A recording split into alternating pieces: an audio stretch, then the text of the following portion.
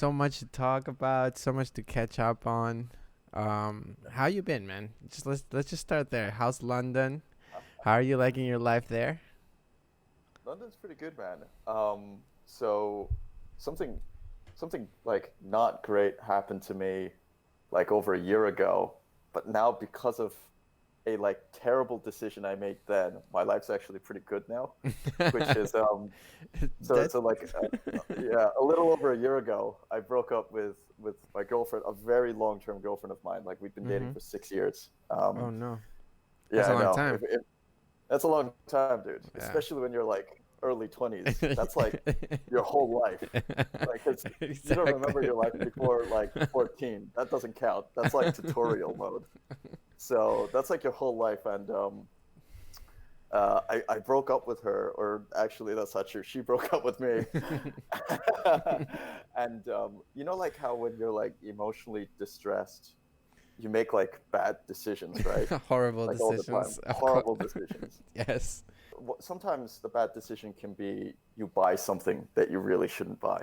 Right. Yeah, and you're like, oh shit, I can't believe I bought like that thing that's like so expensive, but it's like this one thing. Yeah. So for me, that one thing that I shouldn't have done is I had to move out. I had to move out of this apartment that we were sharing. So I, Mhm. so I was looking for a new place.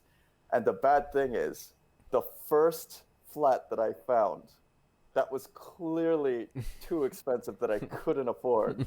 That was way outside my pay range. It was the first one before I do like any checks. I signed an 18-month contract on that. Oh my god.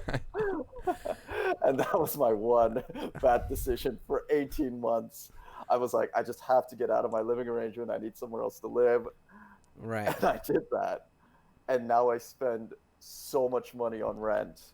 And the flat's not even big. It's like in a reasonably it's London. It's a major city. So if you don't Right. live in like Stab Town, it's going to be expensive.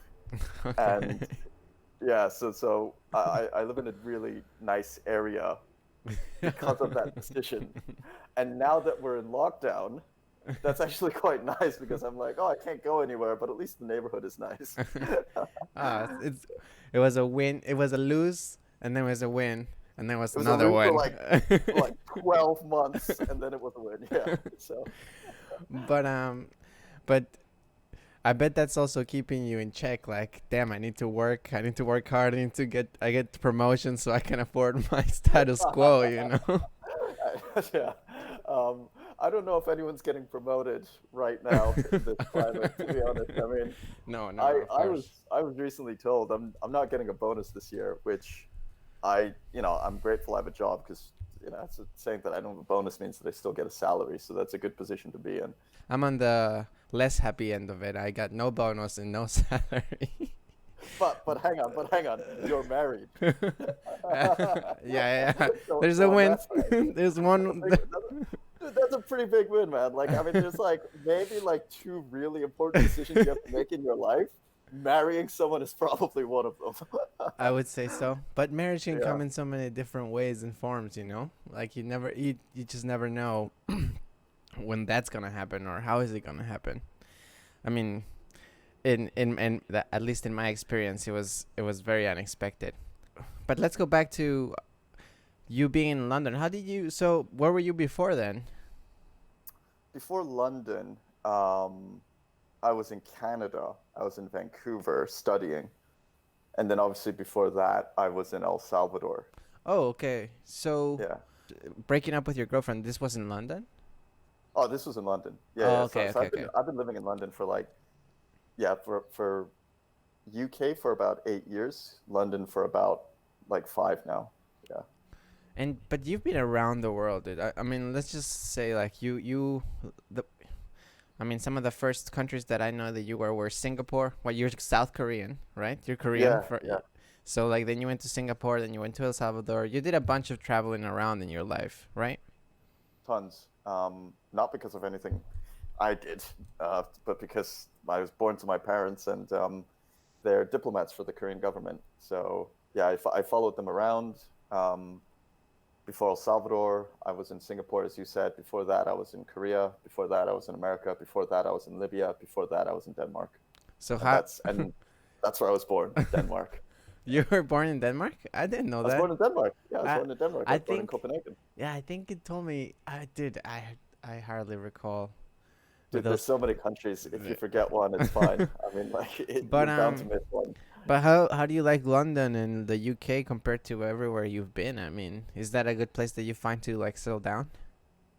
London's definitely a decent place to settle down. I mean, uh, it's one of the most multicultural places that I've ever lived in, right? I mean, like, I'm trying to think what's going to be more multicultural than London. And I think maybe New York, and that's it. I can't Mm-hmm. really think of another city that is like this many international individuals living in it, which is really great, obviously, because like you move around these countries like, El Salvador.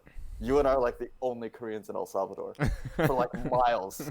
We're like an endangered species there. Right. And and no matter where you go, you're always going to be the minority, which is fine. And you get to meet a lot of people, you get to interact with the local culture and stuff. London's really special in that everyone's the minority. Even British people are the minority because you're the minority to Londoners. Right. Like, even if you're British, you are a minority to a Londoner. I So see. I like see. it's really cool. You meet tons of people. Like, being in quarantine, I haven't really left my neighborhood, but I walk up to a local cafe to get coffee. And like last week, I met this dude who just started randomly talking to me. He used to be like 30 years older than me. I was talking to me about like Bloomberg Radio and stock prices. It's a really specific conversation. I don't know this guy. I'm like, this is really, I mean, I find this interesting because I do some work in finance, but like, there's no way you could have known that. So I don't know why you're talking to me about this stuff. Just But he's like, yeah. He asked me, where are you from? I said, I was born in Copenhagen. He's like, no way, I'm Danish. And yeah, so barked at the right tree, I you guess. meet everyone. What made you ended up going there at the end? One Uh, second. Before you jump into that story. I just do a brief intro. Like, what's your name and That's good. what do you It's a do? cold intro. This is really well planned. I love it. Like cold shots, right? Ooh, Where like you just go straight into it and then you do an intro later. yeah, yeah, Yeah. yeah. So my name is Sanguk Han. I work in London as a management consultant, specifically focusing on helping businesses optimize their pricing strategy, so how they price products and services. And I've been doing that job for the past 5.5 years. I started as an analyst, and now I'm an associate director, which titles are very meaningless. So I guess the best way I can, like, I mean, like, honestly, Sounds very cool. but you'll meet a banker, and then you'll be like, "What's your job?" And they'll be like, "Associated Vice President" or "Associate VP," Right. and you'll be like, "Wow, VP!" And it's like that actually just means manager. That's like the mid tier, but that's fine. Right. All these words have just like no meaning whatsoever to exactly what that is that gives us meaning in our lives. Well, I mean, the same can be said about many things like money. Like, what it doesn't really have meaning. We just decide that it has meaning. Completely So, agree my there. my job title has. Yeah, I'm sure your landlord doesn't fully agree, but Right. yeah. So, Yeah. okay, So so how did you end up in London and doing this job as an analyst? so there's like how I ended up doing it immediately, like the year before to the year after. How I went from not having a job to having a job, and then there's how I ended up there from my childhood, which is very different. But at least in the short term, I would say that I had no idea what I was going to do for a living. I had like no idea. I studied a liberal arts degree. I was studying economics. It's kind of useless to get jobs with Okay. because you think a lot of people study economics because they're like, yeah, I want to be an economist or I want to like tell people how to run the economy. And it's like, turns out the economy is really important and they don't let like 21-year-old kids figure out. That's like, you don't need that many economists. You need like one. And if you're not that guy or girl, you're not gonna have a job. So yeah, there's like economics consulting, there's like all this other stuff, but there's not that much in the field. Or you work for a bank. And I was at uni, and this was uni in the UK, not in Canada, and I was with a friend of mine who was the son of a Russian oligarch. Another crazy story. And I was in his house that his dad bought for him just for the duration of university, so that he would be able to focus on his studies. Very nice. Life's weird. Life's weird. I'm in this guy's house, and his girlfriend is there, and she was bragging about this internship that she got. And she was like, "Yeah, I got this internship at Goldman Sachs, so I'm probably gonna get a job after this." And I'm like, "Holy shit! Like, we're only in like year 2. You're like, you got an internship? Like, that's a thing? Like, actually, like, my mind was even more blown. I was like, Goldman Sachs hires people? Like, I don't know what I thought the economy worked like. I was like, I just assumed that like those jobs like were just partitioned, which is messed up if you think that you're studying economics and you have no idea how the world works. Like, I was like, oh my god, maybe I should like Google companies that hire jobs. And like, I literally went on Google and I was like looking for jobs, and like I was looking for summer internships. And How summer old were you? I was like 20. Okay. Yeah. So this was 20. just like maybe 2 years out of high school, like basically midway into. Exactly. Okay. Into all that cloud, which is like college and all that. Yeah.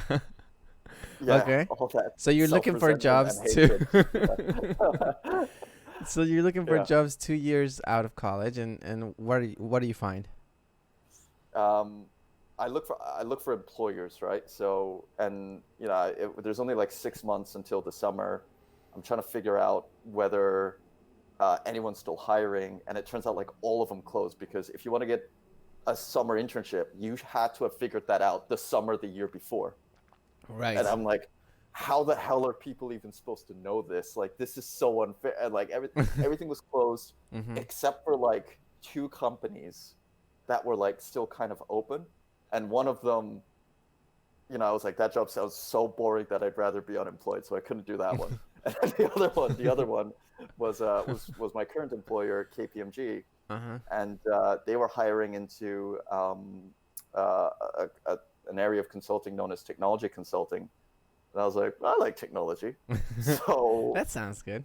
I thought the only way people got jobs was through connections. Like, I didn't realize you could actually get jobs through going through a process. Like, I didn't realize that even existed. I was like, there's no way that there's a fair process. I mean, dude, we grew up in El Salvador.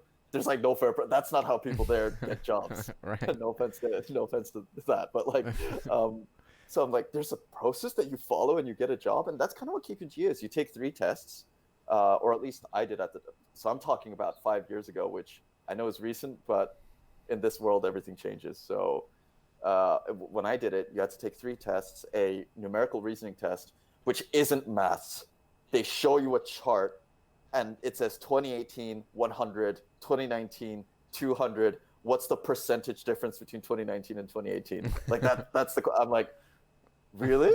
And then so you take that test, and then you take a verbal reasoning test, which is like reading comprehension. But again, it's not like SATs. It's like it's like Sally went to the shop, bought a donut. What did Sally do in the shop? Okay. She bought a donut. Like, and then you get a report that says like, congratulations, like 66% of people fail this. And I'm like, okay, well, maybe I should be less arrogant. I mean, like, so you take those tests, then you do one interview, and then you do an assessment center, which is you go into the company for like a day, and then they make you do a whole bunch of like workshops and activities, and then you do a final interview, and then you get the job. And it's weird. It's a fair process. Yeah.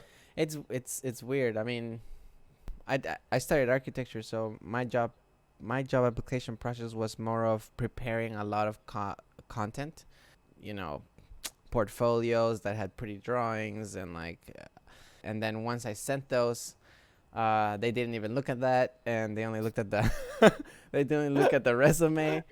Yeah, I mean, to be fair and honest, I got extremely lucky to land here in New York, because, dude, I literally was applying like you 6 months before the summer, on my 3rd year of college. And I had no idea. I mean, I didn't really. I didn't even know what a job was. You know, like I had no But you must have intentions. known that you would have done architecture, right? Because like you at least Yeah. studied architecture. Like Well, yeah, you're not that's gonna be like, that's oh, true. maybe I'll be an accountant. Like That's true. But the talk about architecture in school was also very much one of you could become anything if you're an architect. If you get with an architecture degree, you know, like you oh, could be a graphic told designer that if you want. told that lie to us in economics as well. Yeah, so it was a bit confusing, but I didn't know what an architecture job was. I still applied to one. Didn't hear anything back until and like 3 days before my flight, I get an email saying like, "Hey, we have an internship. We can pay you $10 an hour." Yes. And I was like, "Mama, we need to cancel the trip. You know, like I'm not gonna go back home. I'm gonna go to this internship." And then I landed this internship in New York, which 2 years later, after I graduated, landed me the job that That's made me insane. move here. So Also, the fact that you got an architectural job in New York is crazy, dude. dude, I often am baffled by how things have worked out for me because I feel like I have like seeing many people around me how much they do and how much how much better they are at doing the things. I don't know how I'm getting away with it. I don't know, man. You're here, like, running your talk shows, like, doing your vlogs with your industrial grade microphone. I mean, you're doing your own shit, man. Like, Yeah, I mean, I try. I feel like I'm mostly just a nobody trying to like do something. What was your college experience like? Because you landed this job in London and you basically just took off from there. But what was you before that? What was your college experience like? Did you feel like you get something out of it? How did you decide what you want to study even? how did I find college? I mean, short form, it sucked. It sucked a lot. I think there's people who are very mature when they're young and they understand what the word responsibility means, and they they care, Right. and as a result, things like college Work uh, out for them. work out for them. Yeah, exactly. And then there's like other people who, maybe they don't know what the word responsibility means, but they're normal when they're kids.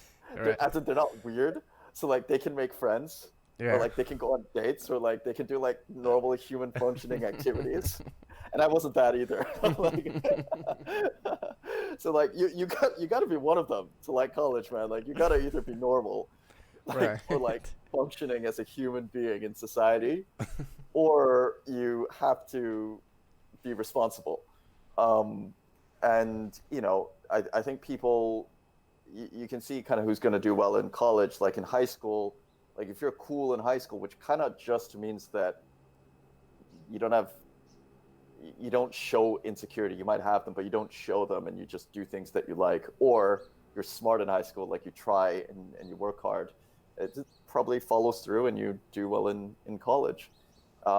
I did neither of those things in high school. I just played video games all day. But Like, dude, yeah, I mean, you say go on. that. I know you're a gamer because, but you say that, and you were still one of the most smartest people in our high school that I met. And You only you think that. come on, I mean, you don't become like student body president or like, or I think you were voted maybe like best delegate in like a model UN or something like that. Like That's fine. I'm just trying to remember like high school achievements, which mean nothing right now, right? It means nothing. It means so it's like so meaningless. But at the time, I mean, I thought like, dude, if somebody's gonna go big and go home, it's gonna be Saggy, like he.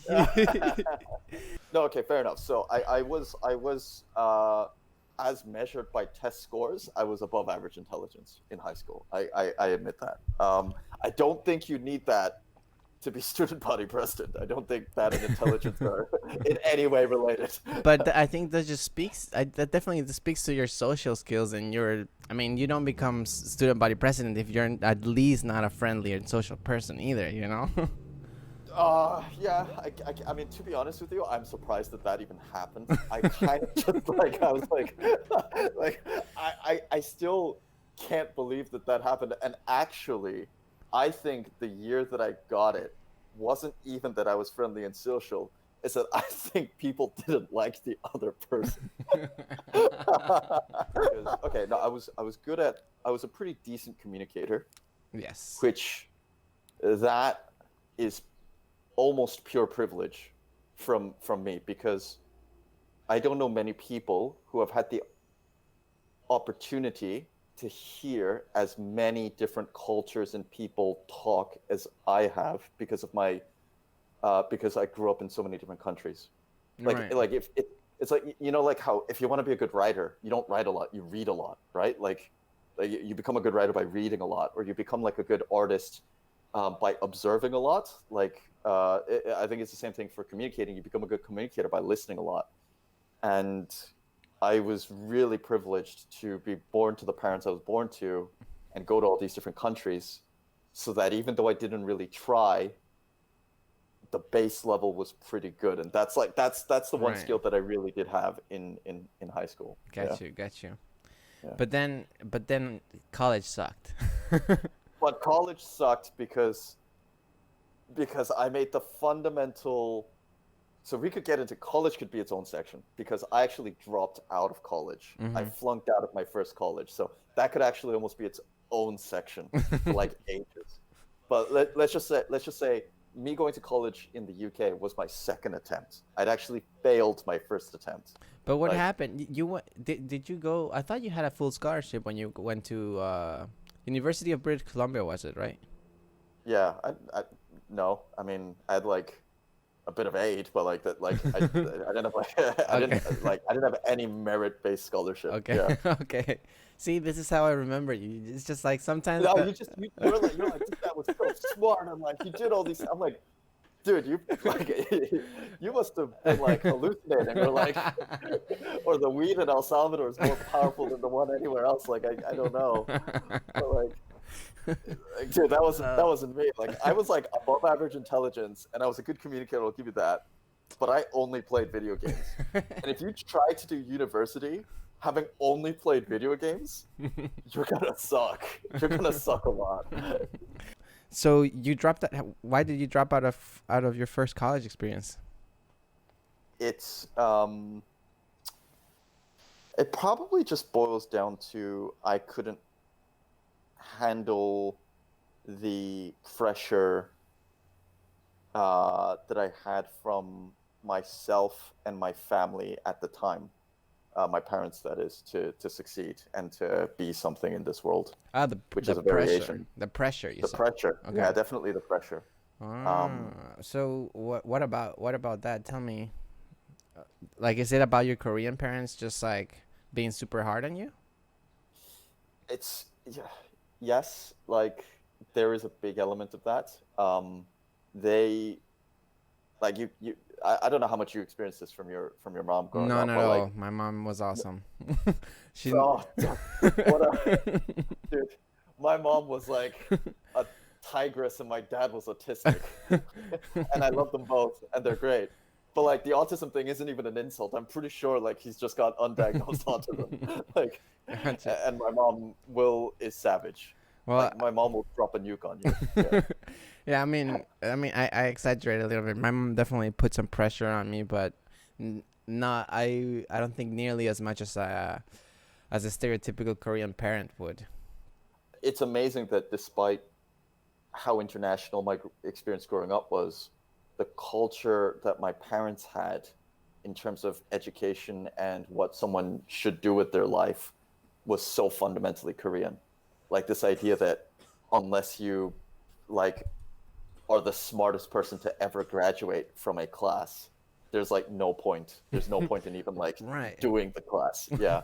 Like it's like they're like, look, there's only really two dials. This is like what I was taught. There's only two dials. There's like be the best or don't even try. And I'm like, wow, that is like, that's what a scale. And like, I went to university, and like, I I was like, well, I'm not going to be the best, so I might as well not try. It was like the wrong. Right. It was like, and I don't want to blame my parents for this, because like, you at that age have the mental facility to decide what kind of behaviors that you want. But at least my mindset was that in university, and this sounds like such a dumb reason for flunking out of university, but it's surprisingly common. That doesn't make it better; it just means that a dumb reason is surprisingly common, and it's that I wasn't sure how I'd ever make anything, how I'd amount to anything in my life, and at the time, because my life was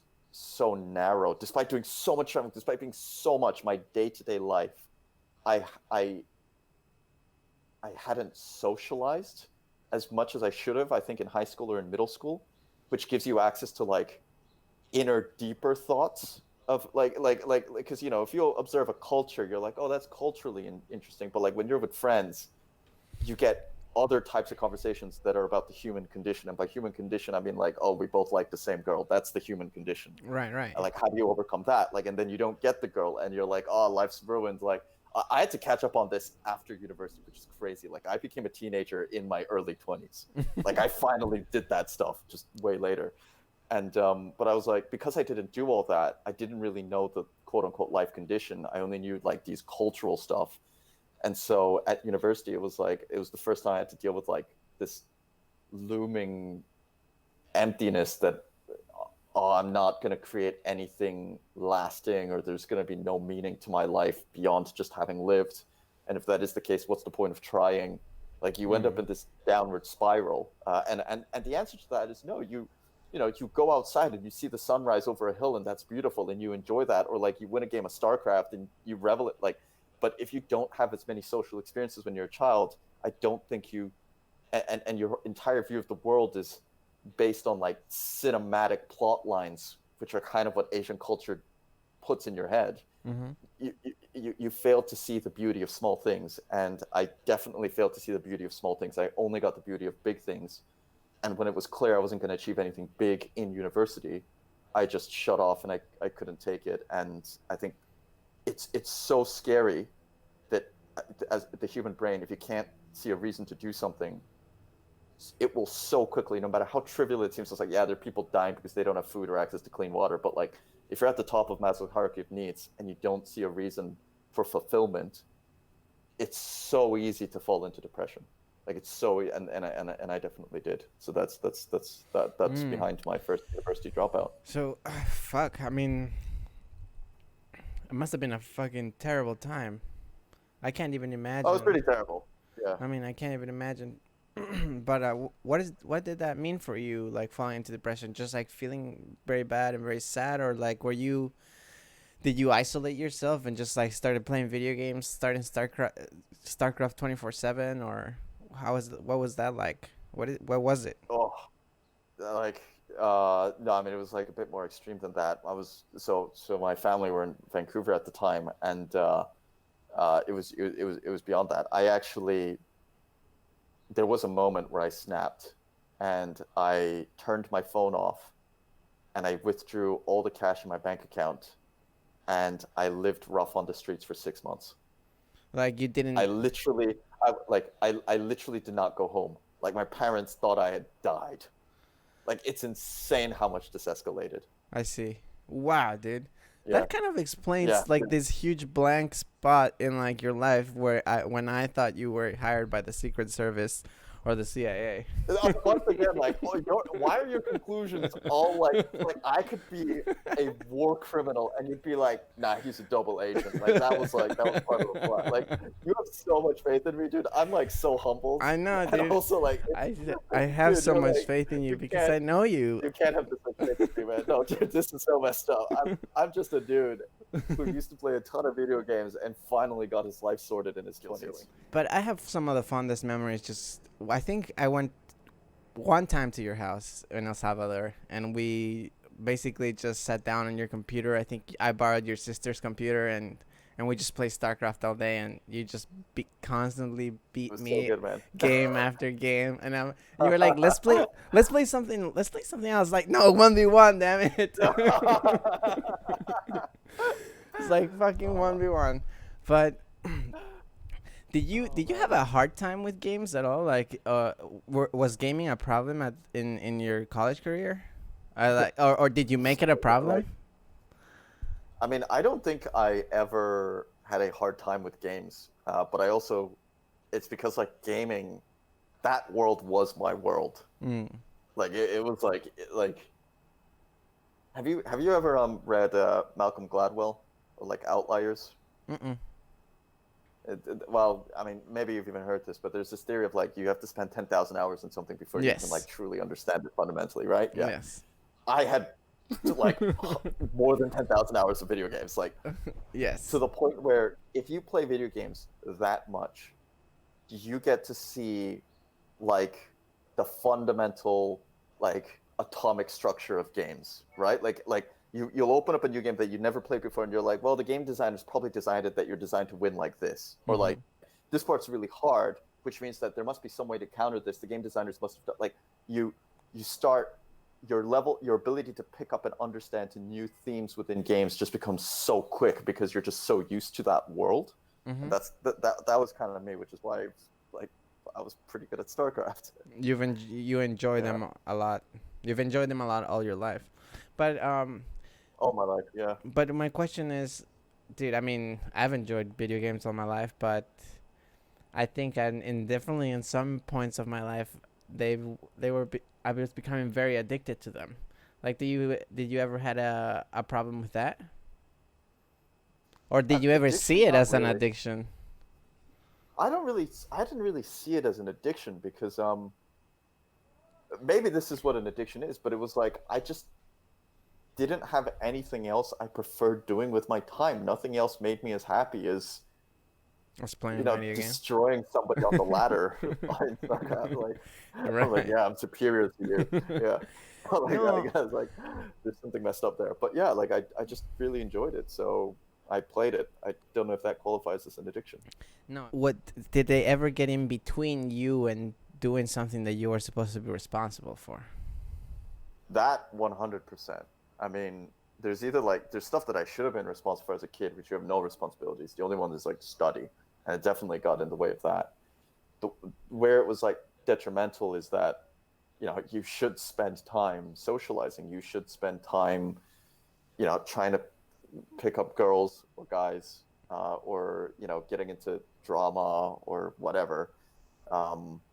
And it took away time from that, right? Like it's because it's like I played video games from such a young age, like that just became my default. It always became my de facto. This is what I'm good at, therefore I'm happy playing this. Therefore I get better at it. Therefore I'm happy playing this, and it just keeps going. Whereas all the other stuff, I'm like, well, I'm not good at that, so it doesn't make me happy. And then it's like I could try, but there's this thing that I don't have to try, and it's good. It's really dangerous. Like it gets in the way of learning new skills or having an open mind. So definitely that's an area where it wasn't so great. How do you end up getting all these skills and expertise that allows you to make a living today? You know what it was actually. Like most things, it was born out of necessity. It was because I hated my first job so much, and that's going to be weird because I stayed in the same job.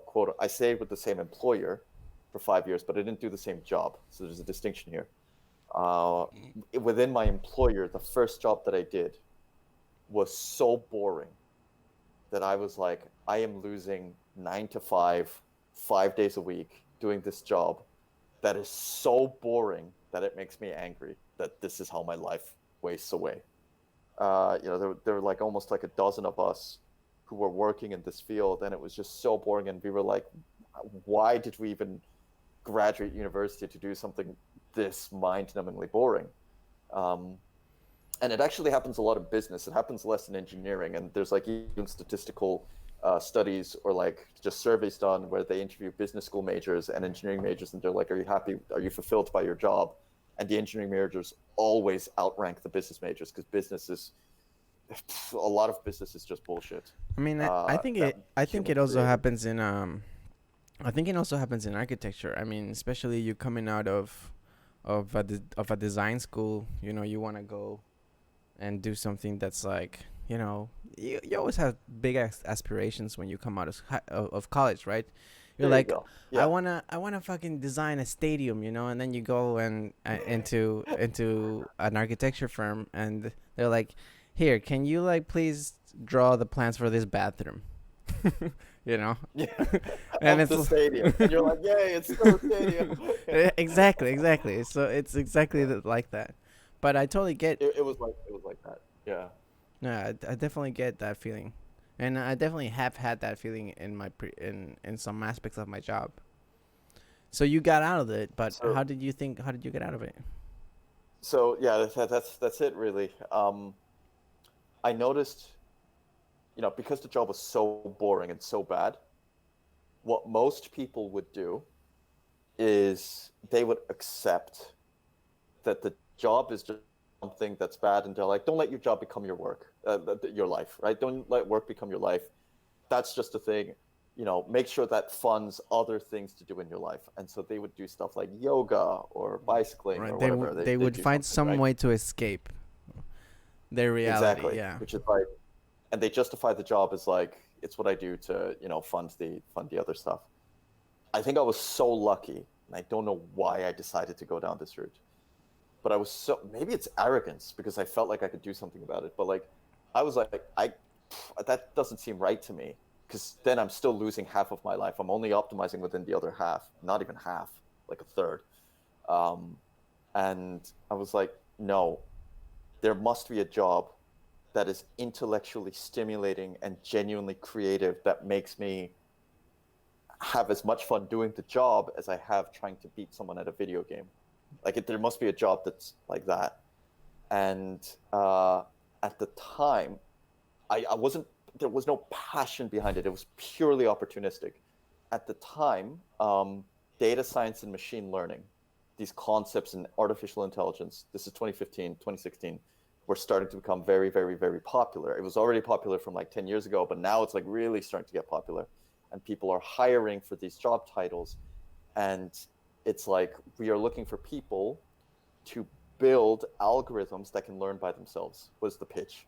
Now that I actually know a little bit about machine learning, I'm like, that's actually not how it works. They oversold it, but that was it.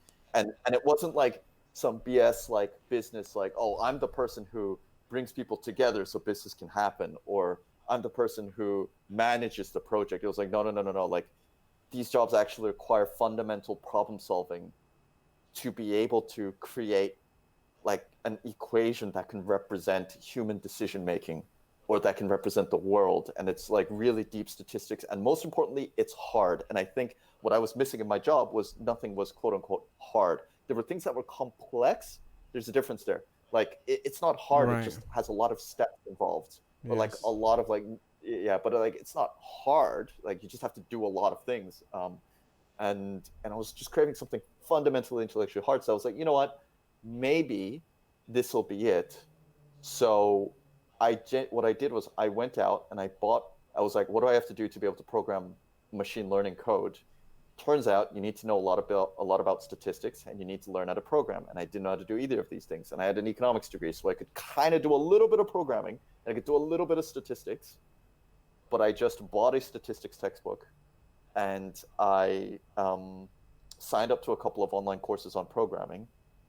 And for about 9 months, every day, like literally every day, 8 hours a day, I either studied stats or programming. And 9 months later, I internally transferred into another part of the firm that used data science, machine learning skill sets. And since then, it's kind of cascaded like video games. Like I enjoy the work that I'm doing. It's mentally stimulating. It's challenging. So I work hard at it.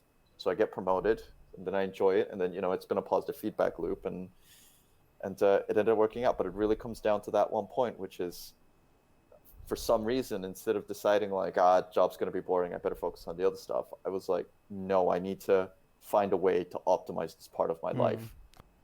when did you find the passion for it, or do you have a passion for it now, or is it just something that you do because you're good at, like No, I do genuinely enjoy it.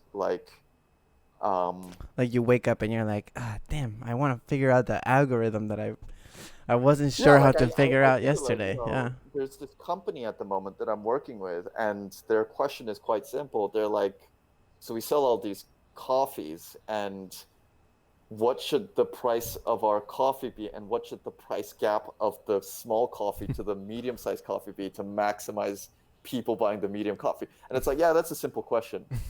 Right. Try to actually model that, and that's really hard. Like Right. it's actually really hard, but it's interesting. It's a cool problem to solve. So I like solving it, and I have workshops with the client, and we're like, but this shop, had like a really terrible price for the coffee, but they end up selling a lot. What happened? And it's like, was it something about the street that they're on? And then you investigate, and it's like, yeah, there's like tons of stuff that goes on, but so I do genuinely like it. I do genuinely like it, and I think that's why I'm doing it. How I developed the passion for it, I think, was because, and this is going to sound so stupid, it's sufficiently hard enough, like it's sufficiently challenging enough, and I could see myself enjoying the types of questions I could answer with it. It's three things. It was sufficiently hard enough. I could see myself enjoying the questions that I could answer with that, because I did study economics, and economics is the study of choice. Like, production. Do we produce this or that? Do I buy this or that? Do I invest in this or that? Right. So you did study that, and it's like, if you can model customer behavior, that's kind of cool. And I'm like, okay, so like I can see myself enjoying this. And lastly, it's something that someone in my position of working in London, which happens to be a financial city, working at KPMG, someone would actually pay me to do this as well. So that's important. So that's nice. If no one's willing to pay you to do it, you can't really do it. Yeah. Dude, that's awesome though. I mean, it sounds super interesting, to be honest. When I hear you say about it, you're like, they're really cool problems. To me, they sound very, very cool, and I'm sure to you sound very, very cool. But I'm sure to somebody out there, They're gonna be like, "What a loser!" Exactly.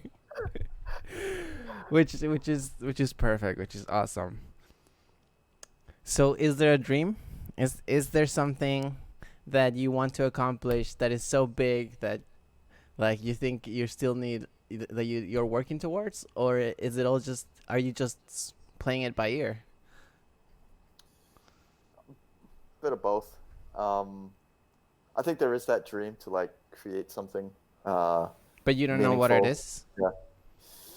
Yeah, sometimes I get an inkling, so I'm working on a few things that could turn into something, could not. So there's like These are business pathways ideas, of that. or algorithms, or what kind of stuff are you saying? Yeah, so like there's a couple of algorithms that I'm working with a couple of universities to like try to develop out. It could be a business idea, it could be a paper. I don't really know yet. Um, Do you so like that's writing that's papers something. and stuff? I, I'm a terrible student, not really, but like it's the only way to capture complex thoughts. Like this concept called writing is the only thing humanity's developed where like we can capture complex thoughts. So you have to do it. So like, um, That's yeah. that thought, that sentiment of has been all throughout this podcast. It's like, Yeah, I dude. guess if you don't wanna like be a loser and be depressed for the rest of your life, I guess all you can do is like study machine Right, learning yeah. for 9 months. Yeah, exactly. And then a degree for 2 years. That's the only way. Like, is there any other way? And then I hear these stories where somebody is like, yeah, it's so good. I message people on LinkedIn, and then I got a job at Facebook, and I'm like, well, that's not how I did it. Like, hashtag not jealous. But yeah, there's different ways, and I think the dream is, um, yeah, definitely to do that creation bit, But because it's not just one thing. I think you just want to keep the creation process going for as long as you can. Maybe that's the dream, or at least what it sounds like. that's true. I'll never end that, and that's the point where you go with the flow. Right. And that's where life is just fun. Life is just fun That's where life is the game. Yeah, exactly. It's like it's just fun to go on dates and then they hate you, but it's fine. You went on the date, or like, or you try to write a paper and it fails, but it's fine. You tried to write the paper. Right. I mean, you play video games and you lose. Same thing. it's and but the most important thing I think of all of it is that you are just constantly doing it. You are just constantly trying to create, because there's nothing like you having an idea, a really really cool idea, but then you just don't do it, or you just don't act upon it, and then that idea never becomes realized. It's true.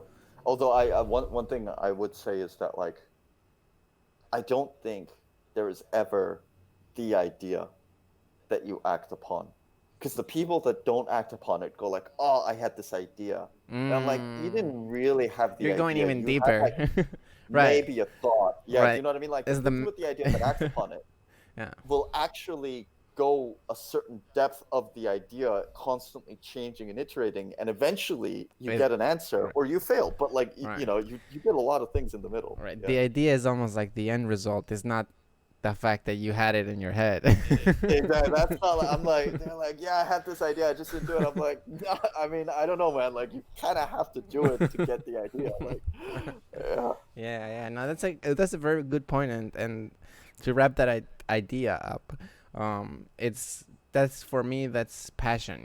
Like, if you think sometimes people think that passion is this thing that you see, or you hear, or you think about it. You're like, if I just had a canvas and a brush, I would totally be super passionate about painting this. But no, like, passion is like the nitty gritty, and like you getting down to it and fucking getting dirty. That's it, man.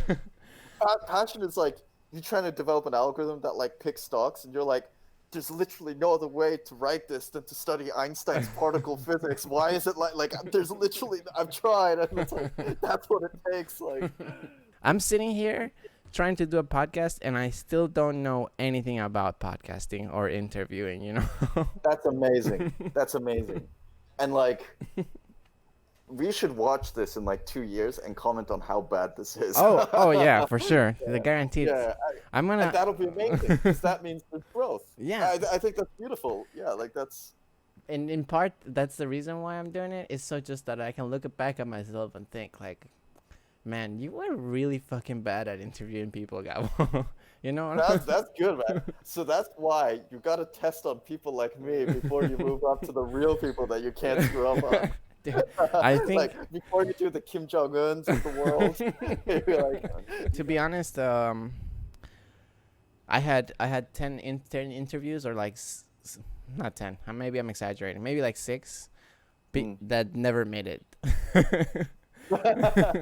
Never made. Wait. Hang on. How many have you done? And of the how many have made it? Okay, I think right now you're episode 10. I'm episode 10. You're episode 10. So you're gonna be. And how many did you do? Before episode 10, there was at least 6 more, I think. Yeah, something like that. 6 more or 7 more. I did basically 1 year of interviews without revealing anything. And that is the passion. That's the idea. But that's like.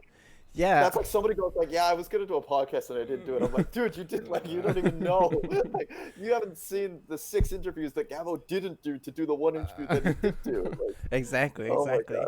Assuming that this actually does become episode 10. No, dude. I mean, at this point, we're in creation mode, right? Like, we're just like pumping out shit, and if I don't put it out there, it's never gonna be something, right?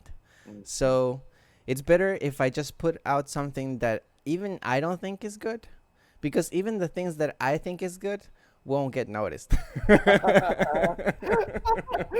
that's fucking amazing. That's such a good quote. I love that. Is this the first Korean to Korean 100% ethnic equivalent interview that you've done? Oh, 100%. Oh, nice. I'm so privileged. Dude, I also wanted to talk about. You told me last year you took 2 weeks off to play WoW, to play World of Warcraft. Oh Or my God. Yeah. was it when World of Warcraft did the release of the original? No, it wasn't. It wasn't for that at all, actually. So I spent 2 weeks to play video games, not necessarily to play World of Warcraft. Okay. World of Warcraft was one of the video games. I played it for 4 days with my sister. And when I say we played it for 4 days, I mean that we longed for the days of youth when you literally could go all day and all night. We slept maybe 6 hours a day, and everything else was instant ramen and World of I Warcraft. know. Nothing else for 4 days. But you Yeah. guys played video games together when you were growing up? Not when we were growing up, because the age difference was so large. Like, we couldn't play video games together. But now, Like, I was like Uh-huh. 15 and she was like 10. Oh, I see. I see. Yeah, like it's just not gonna work. Yeah. But now she games with you from time to time? Yeah, from time to time. So we play classics like Diablo 2. Gotcha. Yeah, World of Warcraft. Yeah, that's it. Diablo 2 or World of Warcraft. That's classics for you. That's not classics for her. It sounds like you were forcing her to play the classic. Yeah, that's true. Because Diablo 2, I think, came out before she was born. Yeah. So that's true. But yeah, but I mean, her gaming culture came from my old video games. I see. Got you. Yeah, so like that's what happened. Yeah. Cool. It's kind of like older brother CDs for music, but for video games. No, I mean, in those 2 weeks, it was a mix of Diablo and World of Warcraft, now that I think about it. Nice. Diablo hardcore mode only, because life is hardcore mode only. Yeah, that's true. That's very true. There's only one life in life. It's only one life in life, man, so you got to play Diablo hardcore. I mean, Diablo 2 not hardcore is not even a game. It's so intense. Are you good at FPSs now? Are you decent? I wouldn't consider myself like at any point like, top tier or like I would say like top 10%. I wouldn't consider myself top 10%. I did get to masters in Overwatch, when I was playing really really hardcore. Wow. Okay. But, That's pretty good. Masters is what, top 2%? Top 5% in Overwatch was masters. So If you're a master in Overwatch, you're pretty good. I mean, I got to that level, but never like I would touch masters, and every time I would touch masters, it would be like, okay, you're playing against this other dude that would just like destroy you, that's how it usually goes. it was the same with me for StarCraft, like StarCraft 2. So I was in Masters League, Yeah. which it was like, it's like you have like 5 leagues and then Masters League, and then only Masters League, and then like Grandmaster, which is like actually literally, it's not even a percentage, it's just 200 Yeah. people. It's not even a percent anymore. Yeah. And it's like the difference between like top and middle masters is bigger than middle masters to bronze. Yeah. It's a huge skill difference. It's amazing. Yeah. Good times. Oh. Bro. I mean, we have to end this at some point. Let's end it. Let's end it. But dude, thank you so much. Really, really, thank you so much for doing this. It was like one of the I laughed so hard this one. I laughed so hard in this one, and I really appreciate you coming and telling your story, man. It was great. It was awesome. You said you were working on papers and things like this. That's why I'm wondering, maybe is there a place where people can find your studies and stuff like that? No. It's like it's just on the side at the moment. Okay. So maybe coming soon. Coming soon. If I have a business, I will let you know about it. Oh, guaranteed. I will gladly promote it here, and if you ever make any discoveries or any fucking amazing algorithms, I also want to know about them. I will let you know. Alright, bro. It was a blast. Thank you so much, and thanks everyone for listening. I will see you on the next one.